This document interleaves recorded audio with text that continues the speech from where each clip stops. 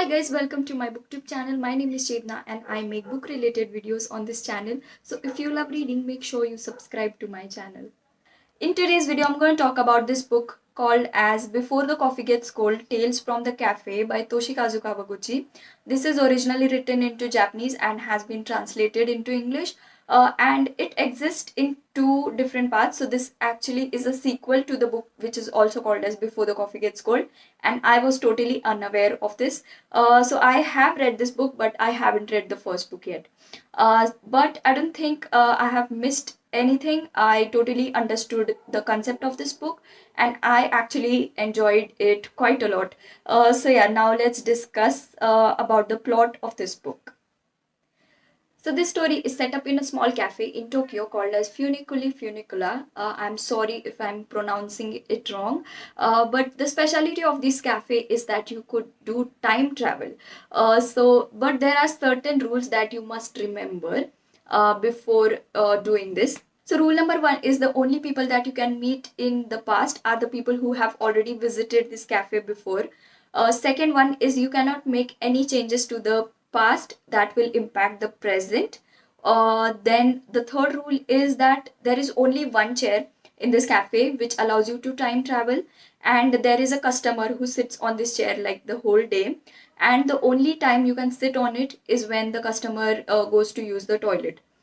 Rule number four is while in your past, you cannot leave your seat at any cost. The final rule is the waitress actually will serve you the coffee. So your time starts from the moment the coffee has been served, and you have only the time until the coffee gets cold. So you have to return back before the coffee gets cold.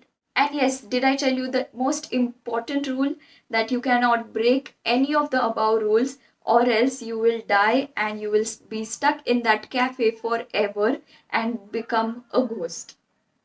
So as you can see, this is a very dangerous risk to be taken. So the question remains, what is the reason that certain people take this risk willingly and are doing this time travel?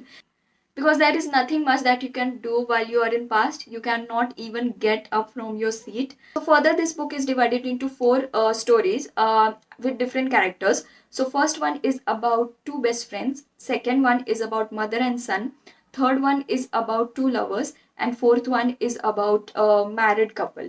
So now coming to the things that I loved about this book. First of all, I really loved the concept of this whole time travel situation, and I feel like it was very well executed. One interesting thing that I would like to mention is that in one of the stories, I think it is about the lovers, they travel in future, which is very difficult. Because when, as the rule says, that the person who you want to meet must have visited that cafe before. So while you are traveling in past, it is easy because you know at what exact time that person will arrive in that cafe. But when you are traveling in future, it's it totally depends upon prediction. And yeah, that is quite dangerous, and that was again very well executed. I absolutely loved it. So talking about the stories, I did not like the first story that much, but I really enjoyed the other three stories. They were very heartwarming, very emotional. I literally had tears in my eyes at some points.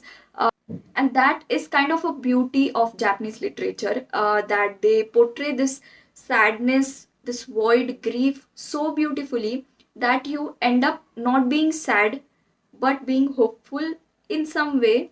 And this book is kind of that warm cup of a coffee or a chai on a winter morning. It's very comforting. The writing is absolutely amazing. The aesthetics are very amazing. So I would like to read one passage which is written on the back of this book. It says, beautifully told and brimming with warmth. Tales from the cafe explore how we carry our past with us and how far we'd go to see, perhaps for one last time, the ones we love. Oh my god, this literally had me. After reading this book, you will quite relate to this para. As I said, why will anyone take that risk to go in time and just meet their loved ones for the one last time, because in all the stories, somehow the other person have died before, and they just want to see them one last time, and they just want to clarify something. And all the stories will leave you with a certain kind of hope, and they have a very beautiful ending, which I really loved. Next, I really love the characters. The characters are very well written, and especially I loved this character called as Kazu, which is the waitress who works in this cafe. And there is a different story of hers as well, which we read. It's very emotional, but yet very beautiful. Next, I really love the aesthetic of this book, the way they have described this cafe, and the making of coffee. There is this small bell which rings in between, and it's very well written. The only setback for me for this book will be that the rules are explained to each and every customer in all the four stories, so it kind of becomes very repetitive. Yeah, that's the only thing that I can find as of now. So yeah guys, that are my views on this book. I absolutely loved it. I have rated it as 4.5 stars out of 5, and yeah, I cannot wait to read the first book as well. So if you have read the book, let me know what are your views on the book. I would love to hear them. And yeah, with that said, I will stop right here. If you have watched this video till here, make sure you like the video, subscribe to my channel if you haven't already, and yes, I'll see you next time. Bye bye.